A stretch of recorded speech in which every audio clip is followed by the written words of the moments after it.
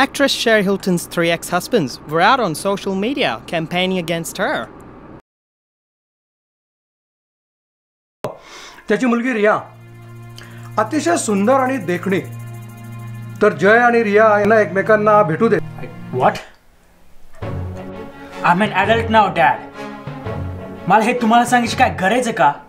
हे माझा आयुष्याचा प्रश्न आहे. जय, ही आपली संस्कृती नाहीये.